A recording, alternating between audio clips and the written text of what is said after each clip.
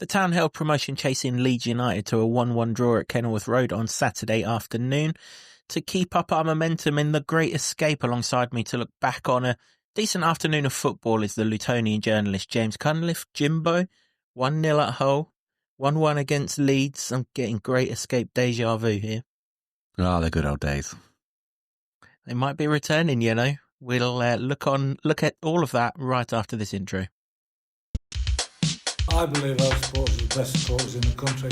I love this town. I love this town. I love this town. You know what I love about this town is actually you. Everyone in it has got this massive soul.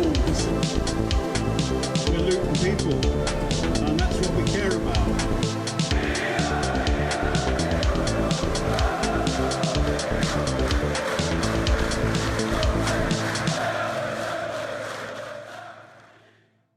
Hello everyone, welcome along to another episode of the Luton Town Supporters Trust podcast, the award-winning, longest-running Luton Town podcast, having scooped bronze in the Best Football League podcast category at the Football Content Awards.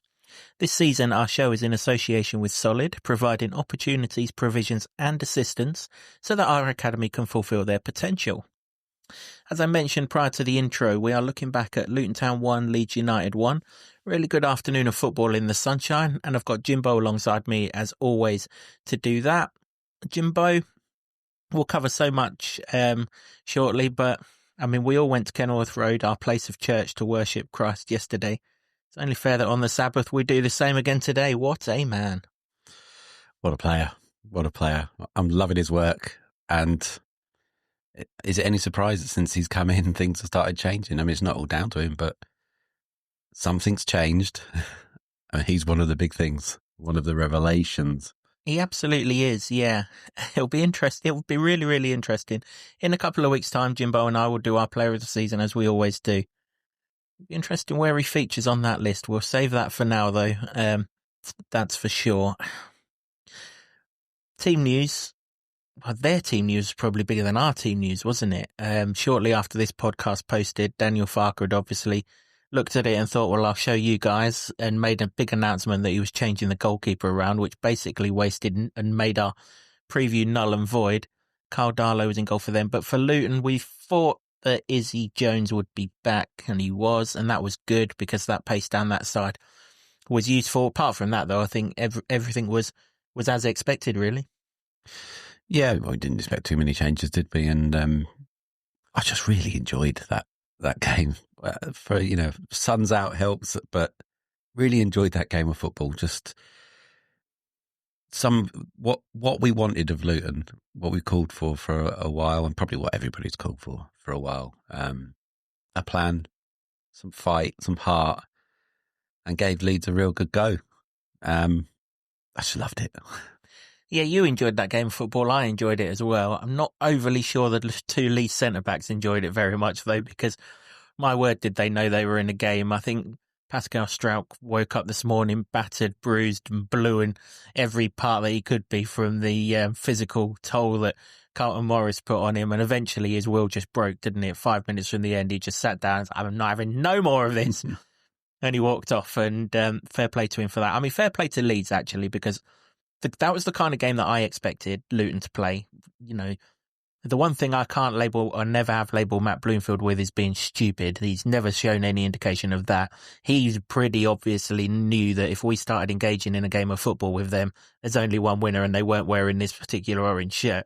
So he didn't. It was very much get it forward, second balls, and see what we can get. And it worked perfectly. And that's the kind of football I didn't think Leeds would fancy standing up to, but to their credit, they did stand up to it. And I know there's a lot of conjecture about how their 12:30 record's crap and how they're bottling promotion and this, that and the other. In the end, it's weird, isn't it? Because I think both teams will go away with a point, kind of happy. We're very happy because that's the hardest game on our ledger out of the way, and we haven't really lost too much ground in the sort of Great Escape chase. And they're not coming up against that style of football again, so they'll be quite happy. And obviously they were given a boost later in the day when Sheffield United annoyingly decided to lose. Yeah, very annoyingly, because it was against Oxford. What the hell is going on there? Can you lot around Luton just start throwing in the towel? That would be very useful. But it's one of these situations where the old cliche of concentrate on yourselves, isn't it? You can only do that. You can't really control what any of those other teams are doing, but I still feel like I've got this feeling, a gut feeling now that wasn't there not too long ago, that Luton keep playing like this and they could do it. They've got a chance. They clearly have got a chance. That result was a massive result, point against Leeds, considering how absolutely capitulated at Elland Road. It was a non-contest, probably even before they started scoring the goals, to be honest. It was like that. But yeah, I like the don't try and fight fire with fire. Play a different game, and yeah, it really worked. It was just exciting, wasn't it? It was just, and the crowd was up for it. The early goal helped, beautiful goal, and yeah, for a while. I mean, Leeds really had maybe the last 20 minutes of the first half. They played quite well, but I would say Luton were the slightly better team. But maybe Leeds had slightly better chances. But I'm happy with that. You've got to expect that a team like Leeds are going to create some chances, but they didn't really carve Luton open on too many occasions, and that is beautiful because we've been the butter to many attacks hot knife this season, haven't we? We have, yeah. I mean, in an era of football where philosophies and we are not changing our way for nothing is the order of the day, it was kind of refreshing that we did completely change over the course of just 2 games, really. At Hull, we was nowhere near as direct. We was trying to use the ball when we had it. We knew we weren't going to have as much of it, and that's absolutely fine, but we used it in a much different way to what we used it yesterday. And both games were really, really effective. I mean, the big statistic to take out of yesterday, Leeds had 8 shots in the entire game. Mm. Probably took them 20 minutes to have that at their place. In fact, they probably cleared it after 20 minutes at their place. Therein lies the difference. Again, Kaminski, he's probably made 2 saves. And against Leeds United, that's fantastic. I mean, they come out of the blocks, to be fair to them. They should have been ahead after 2 or 3 minutes. Solomon was being a pain in the arse down that left-hand side, whilst Izzy Jones took a while to get up to grips with him, gets a crossover. Thankfully, Dan James must have shut his eyes as he headed it, because he headed it straight at Kaminski with no power whatsoever. But other end, you'd expect where it's fall on Morris's head, the net to bulge. Yeah, and well, I mean, it was never going in. We didn't get enough power on it. I suppose, yeah, they did have a decent start, but I wouldn't really say that was I'd say that was more of a half chance, really, for them. Well, I felt like that anyway. I didn't really feel any particular worry at that stage, but and then Luton just grew into it really, and just played this sort of high intensity game. They didn't pass it around like Leeds did, and Leeds still came away with the lion's share of possession. But I just felt that Luton really shaded it, and to say that against a Leeds side who, judging from what we saw at the Elland Road, they just looked like by far and away the best team in this division. And we said that in the preview, didn't we? So to do that against this team, regardless of if they're wobbling or not, it's impressive, and it just gives you this sort of hope and encouragement that, as you say at the beginning, that this is on. Yeah, I mean, yeah, I agree. Leeds are the best team I've seen in this league. Now, whether they've got the mentality to get the job done, that's up for them to sort out over the last 6 games. But in terms of quality of football, there is nothing like Leeds in this league, I don't think, anyway. I've not seen them if there is, and that's fair enough. Kaminski did get forced into a save, didn't he, by Solomon when he cut inside, pushed it out. Thankfully, no one was sort of closing in and we were able to clear that. And then, well, it would have been kind of a wicked way to go behind, really, had that free kick that just hit Firpo and almost wrong-footed Kaminski, but he got across and clawed it round the post. And that was a really, really good save, because he didn't have a divine right to save that, really. It just hit Firpo, didn't it? We wouldn't say he put anything on target or anything, but it went into that position where it was the most awkward for Kaminski to get to.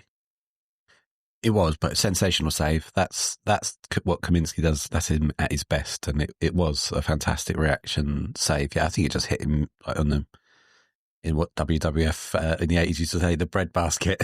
And just, it would have been a bit of a sickener then. But I mean, that's another thing that's sort of changed, isn't it? Because it would go. We'd get goals going in off people's like knees and thighs, asses, whatever. Any time it went near the goal, it would go in. And now not so much, and it feels like there's a bit of luck happening as well. We were down on that for a long, long time, and it wasn't happening at all. So to get all these little elements returning just adds into the melting pot of this sort of vibe and this, momentum is the big word that I keep hearing, and I've asked Bloomfield about on a couple of occasions, because it's sort of this intangible thing, really, but it is all important in any sort of end of season chase, whether it's top or bottom of the league. And I think Duda got it. Yeah, it's just a mindset thing, isn't it? You know, if you could bottle momentum when everyone had it, they'd store it up for when they haven't got it, wouldn't they? So that they could kind of use it, sort of thing. But that corner was from the Firpo chance. That was significant because it got cleared to the edge of the box, and then they sort of recycled it, and then Liam Walsh wins the ball on the edge of our box from Nonto, who didn't really fancy the afternoon at all, did he? To be fair, it was no surprise when he trudged off first in the second half. Walsh placed the ball up to Elijah Adebayo, who was proper up for it. Elijah once again. Tanaka was not getting that ball off him. You know, he was another one who was weak in the tackle. You have to be a lot stronger with Eli than that. He wasn't, and once Eli got away from him, very reminiscent of the Portsmouth goal. This wasn't it? You know.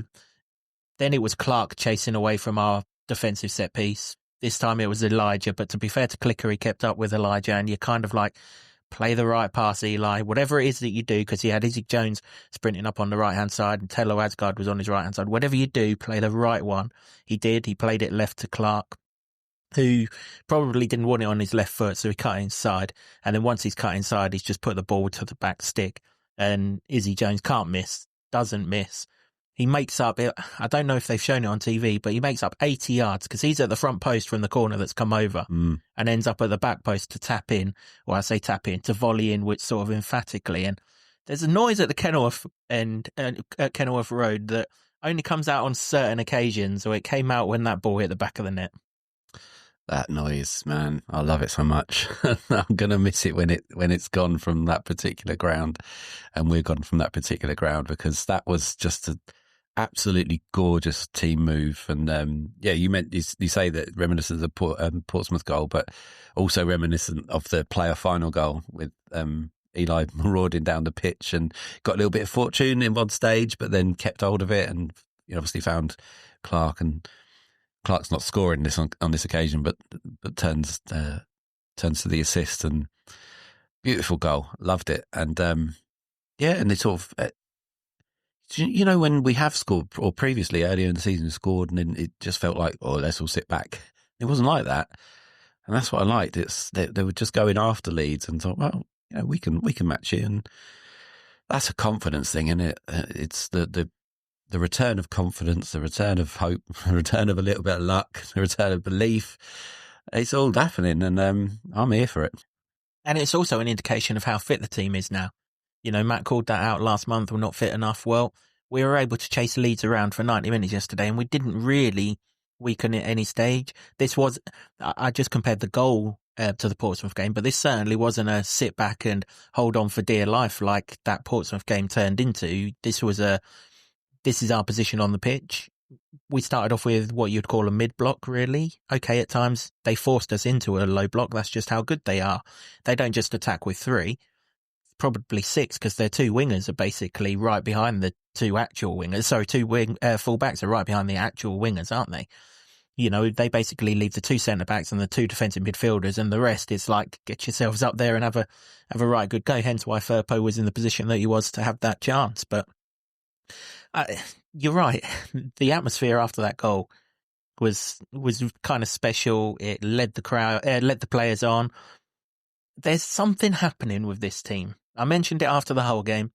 The belief that's running through this team all of a sudden, you can see it growing to a man, to the point that you couldn't really say anyone had a bad game yesterday.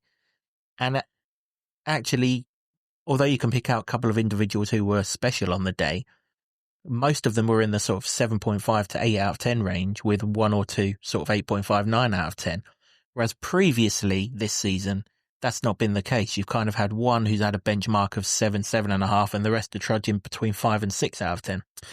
Yeah, everyone to a man was fantastic, and obviously Bloomfield came out after and said it's a performance to be proud of, and I think it was. One of the high points. But there's been a couple, haven't there? There's been like the first half against Sheffield United, that was a good one, and a couple since recently in this run anyway. But yeah, when you put it all together and you equate the opposition and the quality of that they've got there, then yeah, there's something happening. And listen, there'll be people still saying it's too little too late. It could be, but we're seeing the signs of what a Matt Bloomfield team is here. And that's hopeful as well. So I don't want to be in League One, obviously. But they're giving it a go. That's the thing. Because we didn't want, if you're going to go down, you don't want to go down meekly, and you don't want to be Southampton, who just got relegated today with about 1 million years left of the season to play, and you don't want to be that, and they're not going to be that, and that gives you a great chance, and I think everyone's responding to it. That's it, yeah. I'm hearing a lot more belief in the stands now that we can do this. Everyone's still appreciative that we are still second from bottom. Listen, it's 1 defeat in 6. We are still second from bottom. That kind of shows how the other 34 games were absolutely dreadful. We trudged through all of them. We don't need to go through it all again. We can look forward now.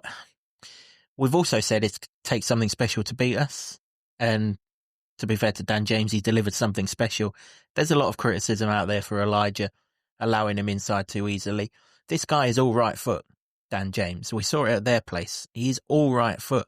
When Elijah showed him in rather than down the line, I was like, happy days, because we've got shitload of bodies in the box. If you score from there, fair play to you. Just so happens that he is that good that he could score from there. I guess Liam Walsh could have got out to him a little bit quicker, but again, I think most people are expecting him to go on the outside and cross the ball in, and just a good player doing good things, cut inside and just put it in the corner where Kaminsky couldn't reach it.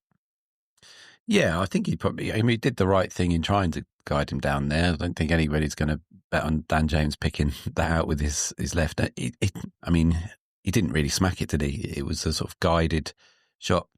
Top draw finish, don't take that away from him. But yeah, when the only route to goal for opposition teams is to score a stunner like that, you can take that, can't you? You can always criticise something, whether it's players not coming out quick enough, which is probably the only occasion that happened against Leeds, or obviously Elijah maybe not standing him up a bit more. But he's also a forward as well, so cut him a bit of slack there. But sometimes you just got to say that's a great strike, a bit of a sickener. And they did sort of grow a bit after that, because at that stage I was just checking just before he hit that, and they were on 75% possession. I was like, okay, well, they're growing into this game, and this is a bit of a worry, but Luton held out. Luton stayed firm. They didn't really get anything else, and you get to half time and you regroup. But yeah, that is a positive, because that you count the number of ways that opposition teams could cut Luton open and hurt them, and that doesn't seem to be the case now. And listen, they're doing that with the 3-man defence, 2 wing backs, which we're not particularly in favour of, but it's working now. And that's another thing to be hopeful and encouraged by, isn't it? Because they've got this settled back line now. It is keeping Cal Naismith out. It's keeping Reece Burke out.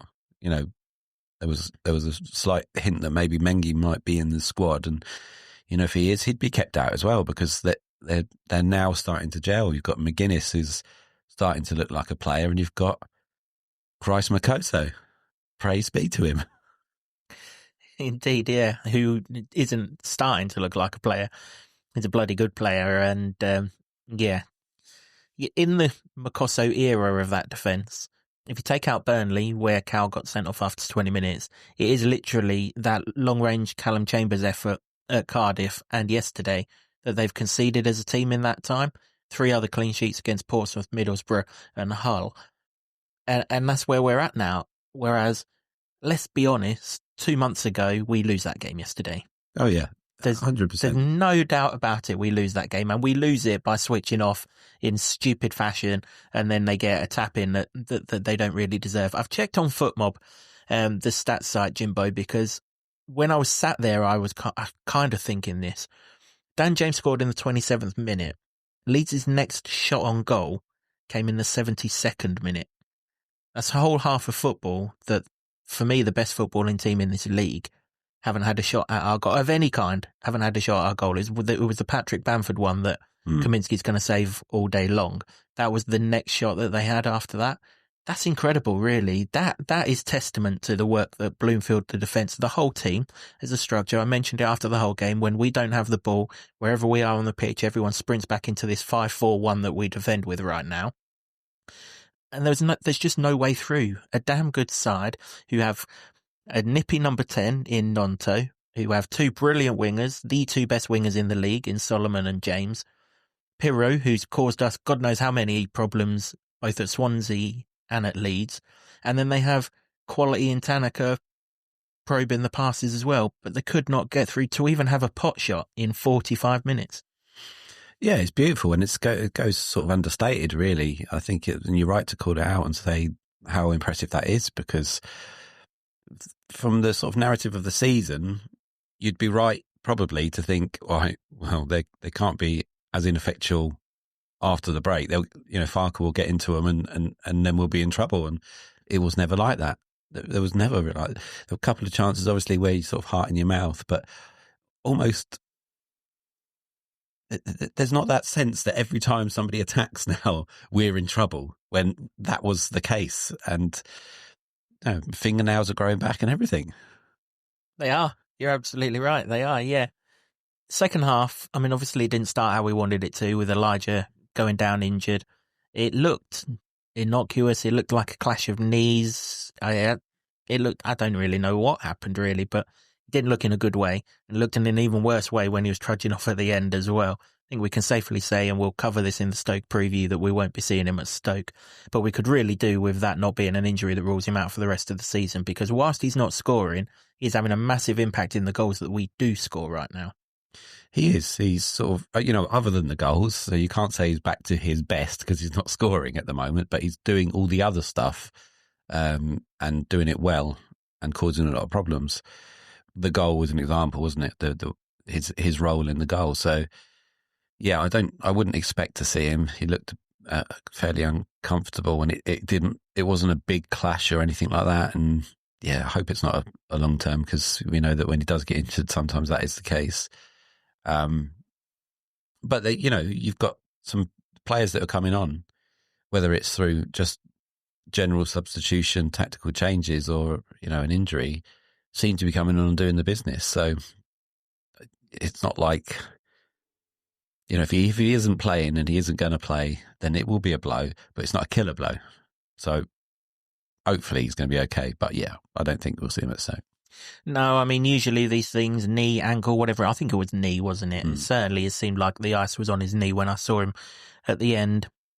They generally get scanned, don't they? Generally in this country, scans happen on the Monday morning, so they won't get the results till Tuesday, will they? So, unless by miraculous turn of events it was like bruising or something, and the ice has got rid of that, we're not going to see him on Tuesday, which is a bit of a blow, really, because he could have handled Stoke's defence quite well. But Heath Chong came on for him.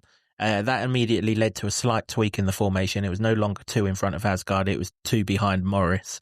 So we kind of had that box midfield that we had in the Premier League of Clark and Walsh behind Asgard and Chong for about 10 or 15 minutes. Then poor Alfie went down, which we hope was just cramp. And then Chong had to filter his way to left wing back. But it kind of worked, didn't it? Because Asgard likes to drift into that sort of left sort of channel behind the striker where he picks the ball up, sort of in between the striker and Alfie down that left-hand side. And he got the shot away, didn't he, 5 or 10 minutes into the second half, which Darlow pushed wide. But, on another day that goes in. Certainly if their other goalkeeper was in there, you fancied it would have had more of a chance going in. But that was a good effort. And there's something about Asgard, I have to say, he wasn't my man of the match, but, he had a perfectly good game. He has got Ross Barkley levels of confidence about him, though. The way he takes the ball down from the air, either with his feet or with his chest or however it is that he does it, and his first instinct is to turn and go. And that reminds me of Barkley in that he's kind of got that exuberance that suggests to me that he thinks he's better than everything else that's on the pitch. Ross knew he was, but when you think he's just come from League One, that's a right old trait to have, isn't it? And, you know, he's only going to get better in this side when we start playing football in this team rather than the style that we were forced to play yesterday by the situation. Well, yeah, because when he came into the side, he was getting bypassed, and now he's becoming more of a factor. He's a proper player. Everything about just the way his body looks when he receives the ball says that to you. If you've, you know, I don't quite know how to explain it to people. It's almost like see it in the flesh type thing. You probably see it on TV, but you just go, wow, that guy knows how to play football, which they should all but do because they're professional footballers. But yeah, he's particularly exciting. He wasn't my man of the match. He was good, but it wasn't my man of the match. I don't know who picked it. Sky, was it? It clearly Makosso. He was the player. He was the best player on the pitch. But, you know, very good. And yeah, the fact he's getting in those areas to shoot is good because that's what he was renowned for at Wigan. So we need to get him in those positions that we know he can do damage because he can. 12 goals at Wigan says that. I mean, the best footballers at any level are the ones that find space naturally. And whenever he picks the ball up, he's in space, isn't he? You know, he's not, eventually he gets closed down, but he's not one of those that, and unless he's particularly taking the ball under pressure to, you know, move it on straight away. When they find him in space, which allows him that opportunity to turn and go, which is naturally what he wants to do. It'll be really interesting when we've not got these relegation pressures on us, just how much we flourish with him in the side. But him and Chong in behind Morris, it did work. Chong was getting on the ball a lot. He was inviting free kicks, which was good. The longer the half went on, he was starting to annoy me by trying to play out on the edge of our box. That's not the game plan, Chongy. Move it on, win the second ball. That was the game plan. But hey, nothing bad come of it on this occasion. And that's kind of important because you would imagine, and again, we'll do this in the Stoke preview, but you would imagine that's the starting lineup in terms of the attack on Tuesday night. Yes, probably. I was quite impressed with Amari'i Ali when he came on as well. Obviously, not playing in that position, wing back sort of, wasn't he? And that's not particularly the role that he probably would have been expecting to play. But he tackled a few Leeds players in important little blocks when they probably could have broke out, and that was good. And obviously got that pace to then frighten them going in the other direction. So there's options there, isn't it? If needs be. I kind of think now that, you know, Millie and a couple of others are going to be players for next season, and they'll get their shot then because there are these pressures, aren't they? And they're going to go with experience. So Chongi comes on. I thought, there was one incident where he kept giving it away like 2 or 3 times in the same instance, and you're like worried there. But he also won some very important free kicks. Not all of them were free kicks, but that's the referee for you. He had a bit of a shocker, and so did the Lino, but. That was quite important. Don't get me started on that Lino. That Lino knew exactly what I thought of him from 50 or 60 yards away when he gave Morris offside, when he was 20 yards deeper than the 2 who were offside. Yeah, and Chongi was not even interested walking back knowing he was offside. So it's like, who is offside? It doesn't matter. It was annoying, but it didn't cost us. So there are options, I guess. But I think with Chong's ability to run with the ball, he'll get that nod. I mean, it's experience as well, isn't it? So yeah, we'll see. But it's that's why they spent all that money in January on attacking players to have those options, and yeah, we've got them. Yeah, absolutely. Yeah, we asked to see more of these January signings for a reason, and they're not disappointing, are they? That's for sure. The 3 that are starting, in particular, they're having huge contributions. Izzy Jones scored yesterday. Tello Asgard is he's our best player right now, isn't he, in the attacking sense? And Christ Makosso is our best player full stop right now. It's just... Shout out to Liam Walsh as well. We've got Christ in defence. We've got Liam Walsh, the Redeemer, in midfield, because he must... for me, all that stuff, that rocky start he had, that's all gone now because he's getting minutes on the pitch and he's very positionally astute. obviously good with the ball, can see a pass. I like him what he's doing. It's going very understated because everybody will be looking at Telo Adskard and players that are further up the pitch, but quality player, quality. And he's not diving into tackles and stuff now. And I think he's really come on now. I think if anyone's holding a grudge against him for what happened in the earlier in the season, then just let it go because he's doing the business now. Yeah, absolutely, let it go because the reason why he dived into them tackles is because the formation, the style that we were playing then was leaving us stretched all the time, leaving us, sort of one-on-one, and now they're not. The reason why he's not flying into tackles is because we're perfectly organised. And the midfield was getting the runaround, wasn't it? There was 2 against 3 or 4, and we're getting overrun, and it just wasn't. We're not getting pulled apart at all now. I mean, as I say, it is clear. You can clearly see it. You can probably see it on TV when we go to games that the camera's high up. Obviously, not Kenilworth Road, but that Bristol City camera shot that's from the moon, you'd definitely be able to see it. We definitely, when we do not have the ball, we are a straight up 5-4-1. And that wasn't the case under Rob. It wasn't the case at all. You could, if you were looking down from sort of directly above the pitch, you wouldn't work out what our shape was when we didn't have the ball. There wasn't one, but now it is clear. As soon as we lose the ball, wherever we lose the ball, we ignore the ball and we're back into this shape, and can you break us down? And no one is at the minute with 11 men on the pitch. They nearly did, to be fair to Leeds, whilst we were reshuffling after all these subs that were going on and everything else. Dan James gets in down the right-hand side. Lots of calls in the Kenilworth end that he was offside. He wasn't. McGuinness has got to watch that he's level with the defensive line. Can't remember who it was against. Sheffield United, was it? Where he was deeper than everyone else. It's only a yard at this level, but you play people onside if you're a yard behind everyone else. And that's the only criticism I can have of McGuinness right now, because everything else is really, really good. But he does play Dan James onside, and Dan James gets in. I mean, he puts the ball across. Thankfully, Christ leaves it, because there's only one place he can put that, and that's in the bottom corner. He leaves it. I don't know how Solomon misses. But you talk about luck. Maybe there is a sign that ours is turning. And if these things even themselves out over a course of the season, like that absolute nonsense cliche suggests that they do, we've got an awful lot of luck coming our way in the last 6 games, because we haven't had much of it so far. Well, yeah, a truckload of 4-leaf clovers and a pot of gold, if you like, considering what we've seen at the beginning of the season. But it is that, isn't it? Because that was their big chance. I mean, there was the one a bit later where Makosso gets in on Schmidt, but an incredible block as it was. But that was the sitter chance, and 9 times out of 10, a couple of months ago, that's Leeds going back up to Yorkshire with 3 points. So yeah, it does feel like that, doesn't it? It just again, it's kind of intangible stuff, but you've been around football so long, and you get the feel of it, the vibe of it, and sort of riding the crest of this wave at the moment. And other than Derby, form team in that bottom half.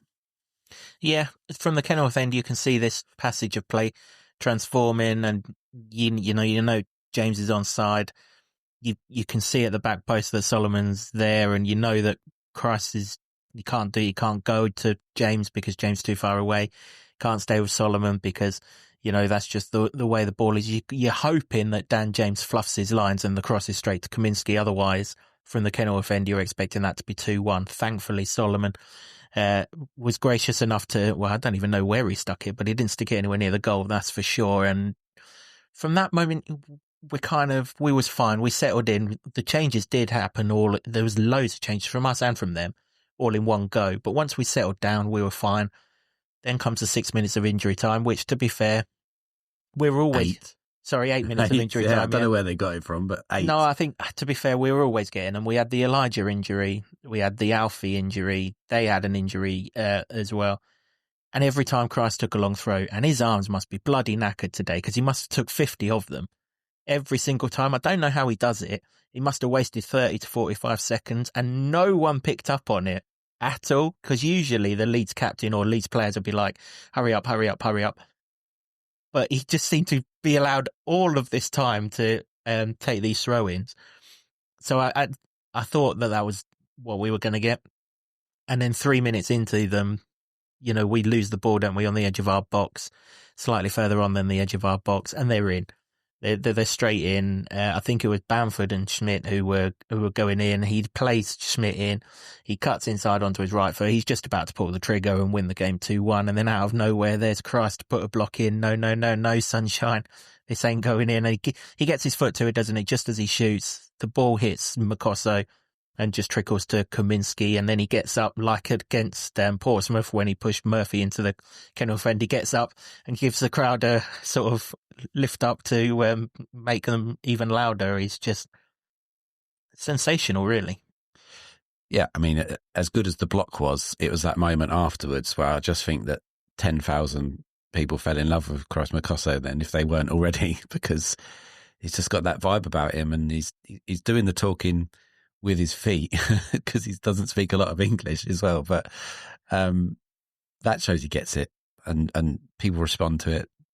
Kenilworth Road always has, and that's it's a beautiful moment. And I pretty much wrote my entire match report about that moment because and Christ Makosso, because he's just made such a bloody great impact. And when he first got in, Bloomfield was talking about, well, he's young, he's 20, might have to dip him in and out.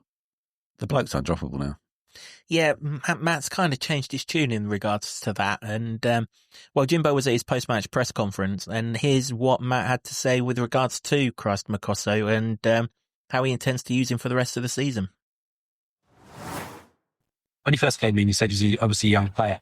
We have to dip him in and out, but his performance is such that value is almost undroppable. Yeah, I think that you're guided by performance. There may be a time when we do have to take him out. I think that's probably right with every young player. You can't expect them to roll straight into consistency. And I think all the evidence was to suggest a new country, a new way of playing, a new team. It was probably the right, school of thought to think that he might have to come out at some point. If he carries on playing like this, then you don't take him out. But I think it's really important to recognise if that moment arises with a young player. He's getting lots of plaudits at the moment, and whilst he's playing well, he stays in the team. But we have to protect him as well. And if there's the right time to bring him out, we've got Berkey back fit, we've got Cal back fit, we've got Ted and Mengi now getting himself towards full fitness. If the right moment occurs, then we have to respond to that. But right now he's playing extremely well, and we're really pleased with him. Yeah, he's been very good. I'm full of respect for Chris, the way he's played, and admiration for the way he's adapted to a new country, etc. All the things that we've discussed. And his performance levels have been extremely high. So he's doing absolutely great. And I think it's a vote of confidence and a show of confidence that I have in him that, those big names that we just spoke about, they're not in the team right now because of his performances.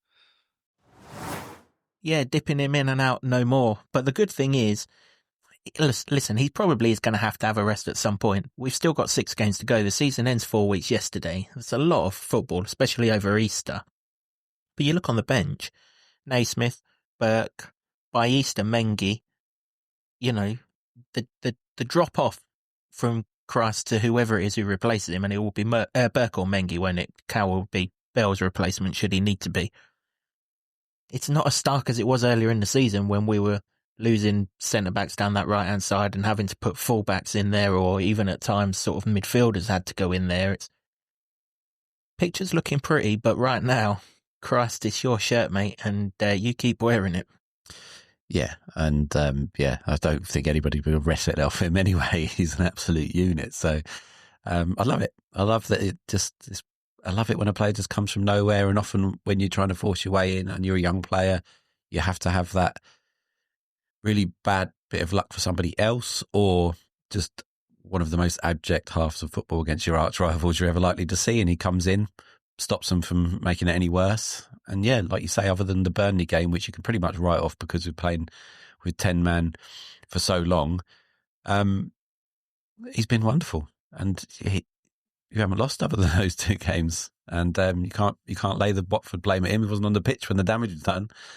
And Burnley, nobody really predicted anything up there anyway because they don't really give up many goals. But it's a fabulous run, and just at the right time. Well, hopefully just at the right time. Well, yeah, remains to be seen, doesn't it? But to have this level of hope going into that last month of the season is remarkable, and it does definitely feel like a repeat of the Great Escape 5 years ago.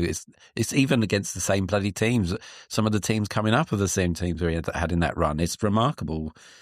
I hope they can do the repeat.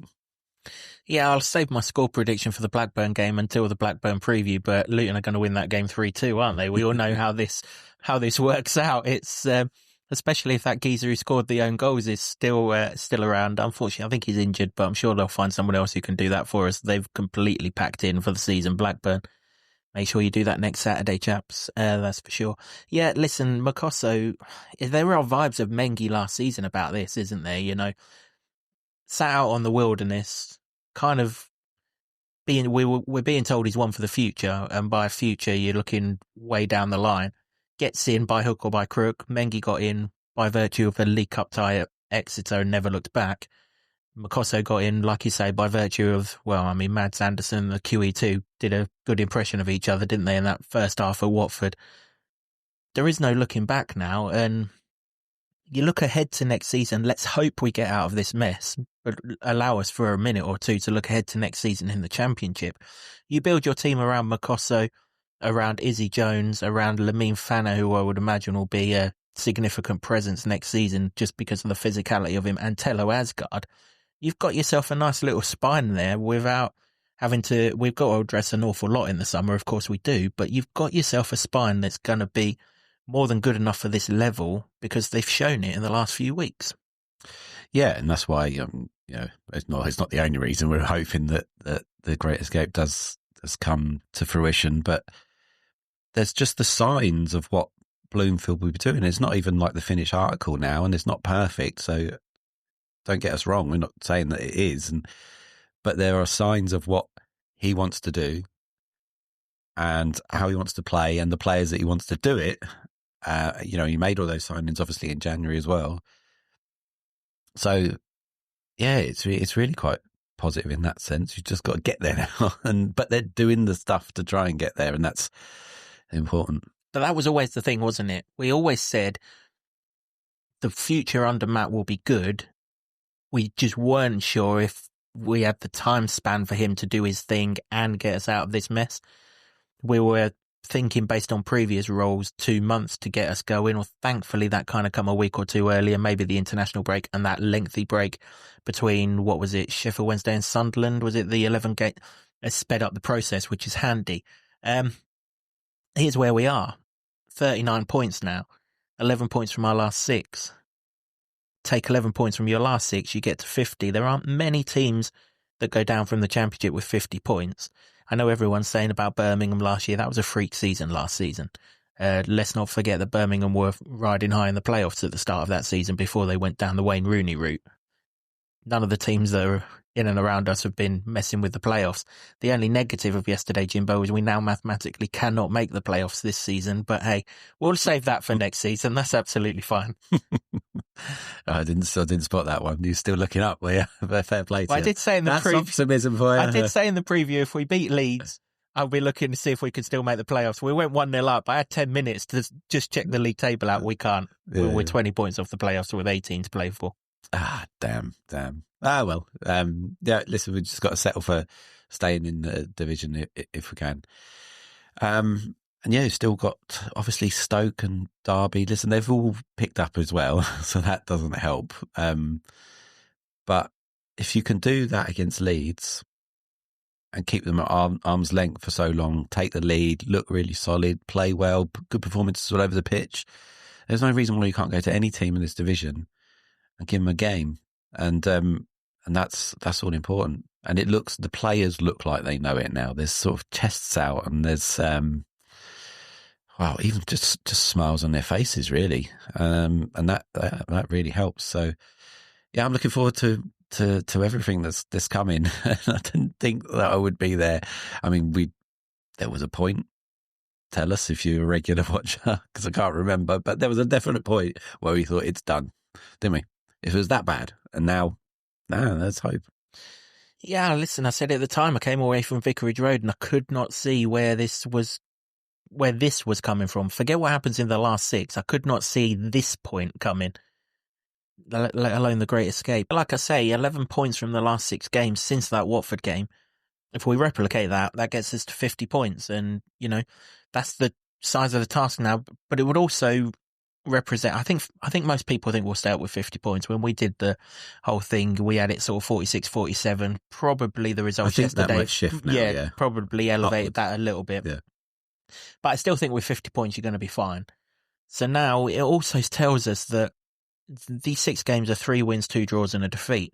So we can still lose a game. Obviously, there are certain games that would be better to lose than others. If were we to lose to Coventry, for example, that's probably not going to be the end of the world in terms of our season.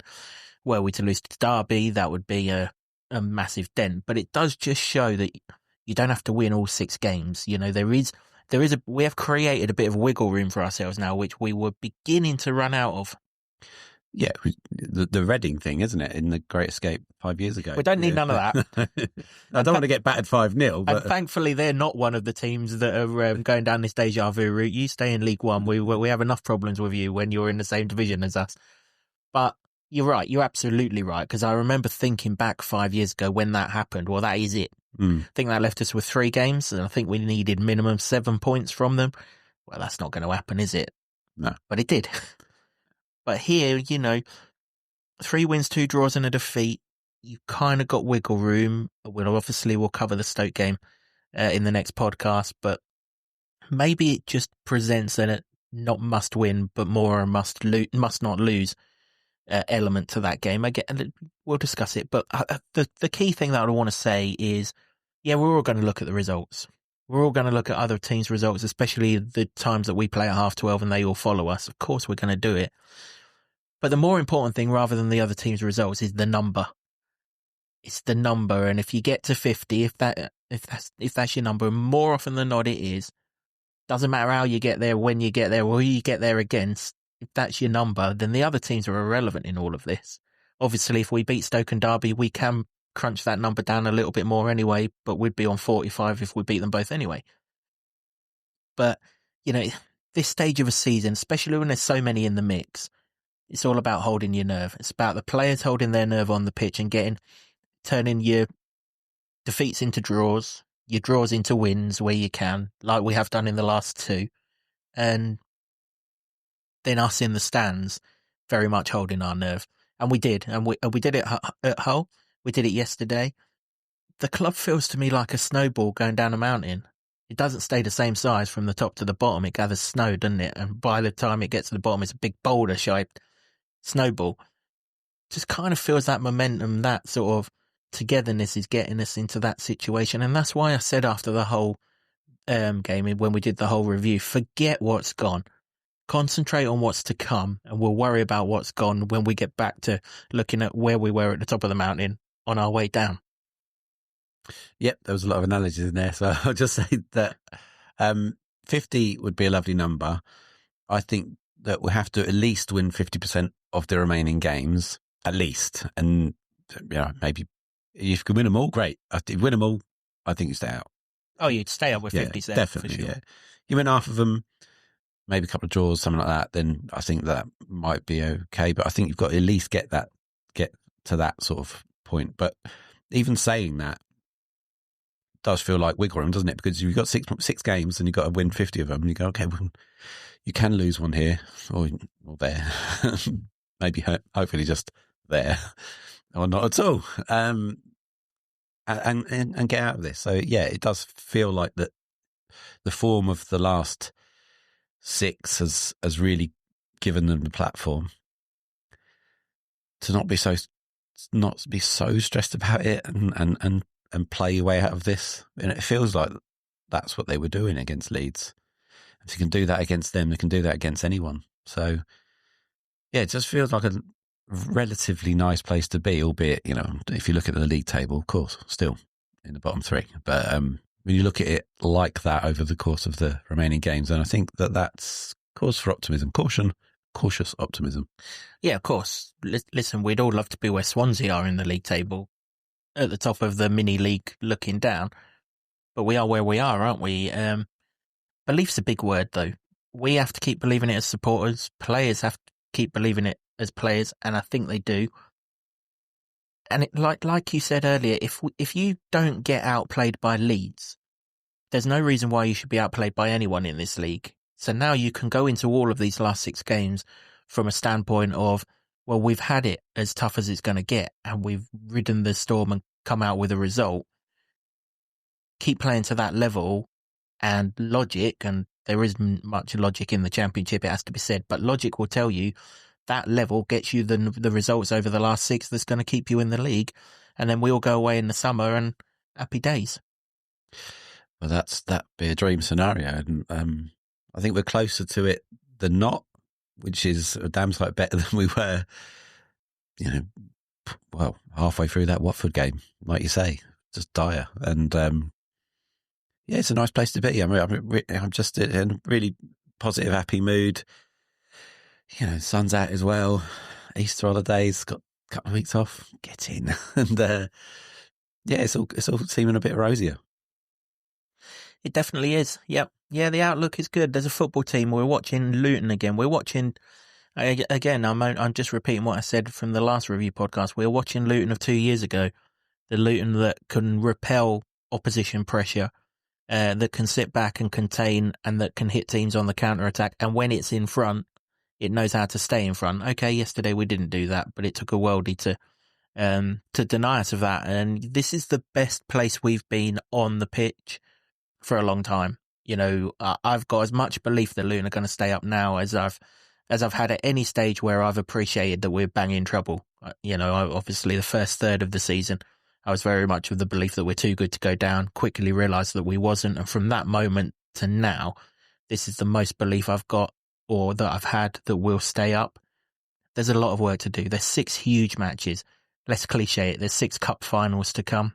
The next 3 are even cuppier of cup finals than normal cup finals. It is obvious, but they're bloody lovely to go into them with a run of form. Seeing a team that's playing football, that's working hard, being in stands that it's not all angst and anxiety, as a bit of enjoyment and everything that we go to football for. Listen, these next 3 games in particular as Luton fans is what you're a Luton fan for. Because we can make a difference in the stands, and the boys all bounce off of it on the pitch, and they're huge games. They're just huge games. You take 9 points from these 3, you've broken the back of it big time.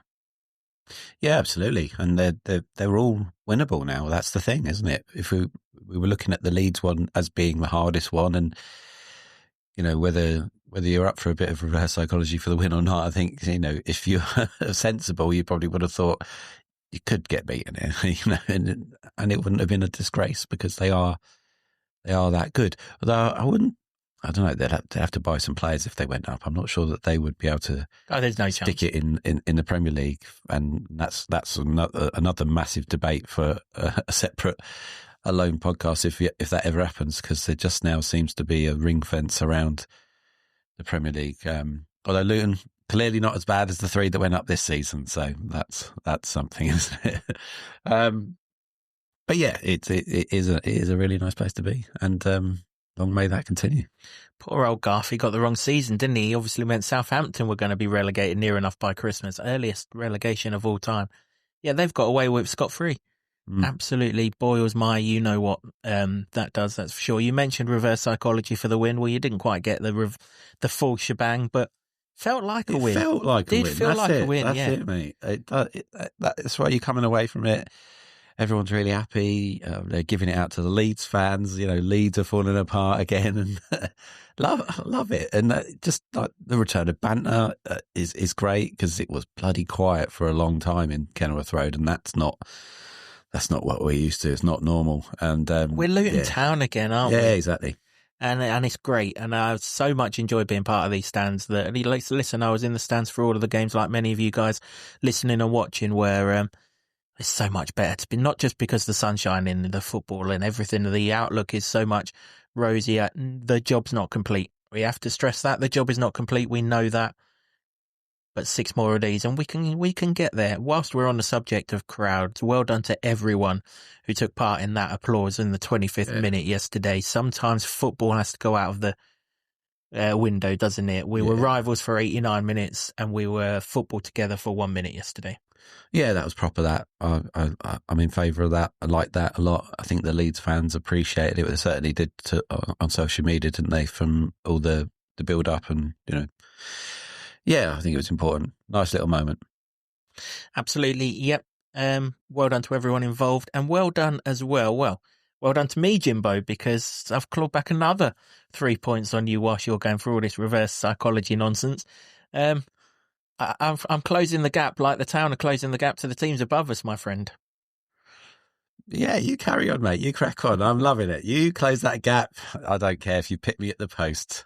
People come up to me and ask me if we've got a wager on it, and I was about 40 points behind it. It wasn't quite that bad, but I was well behind. I was like, absolutely no way, because I don't predict Luton to lose. Yeah.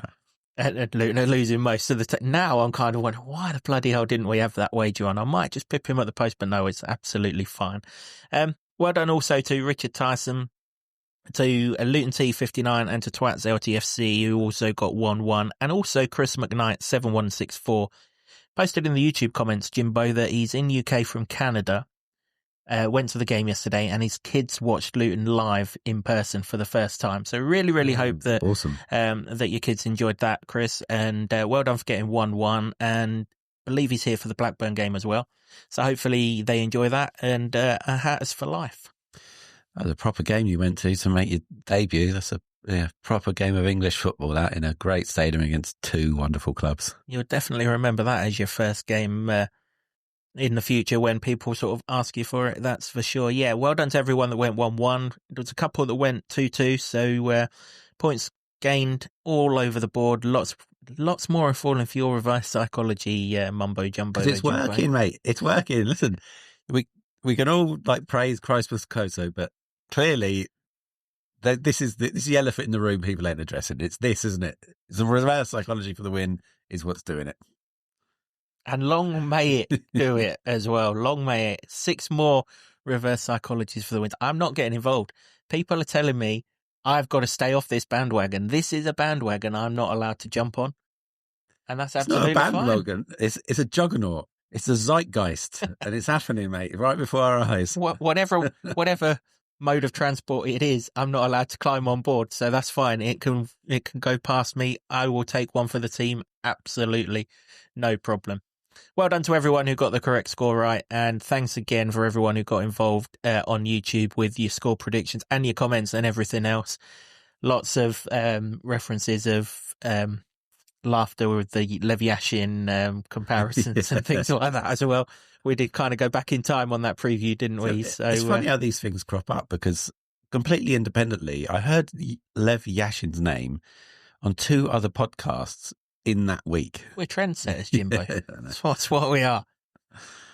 Well, I'm not going to disagree. It may or may not be that. I'll leave that open to debate. But thanks everyone for your interactions. As always, we do check out all of the comments. We try and action them when we can. Might not be able to action all of them this week because they're going to be coming thick and fast at you this week because it's a 3-game week. Normally, we might have considered doing a review and a preview in one, but Stoke is such a big game that we're going to do a separate preview for that, and that will be out in a day or so's time. Hit the notifications, hit the subscribe button, and you'll get notifications when each of those podcasts drop. We're going to keep them to relatively as close to the usual times as what we can do for a 3-game week. Come on, hit that subscribe. It's not hard, easy to do. Everybody's doing it. There you go. Absolutely. Thanks to the Barber Club and the Lower Level in Luton for hosting our studio, to Sean Grant and the Wolfgang for our intro music, and to Ed Smith Creative for all the designs that you see on set. Until next time, which will be a preview of a humdinger of a game of football on Tuesday night against Stoke City, from Jimbo and myself, don't stop believing, this great escape is on. I believe our supporters are the best supporters in the country. I love this town. I love this town. I love this town. You know what I love about this town is actually you. Everyone in it has got this massive soul, this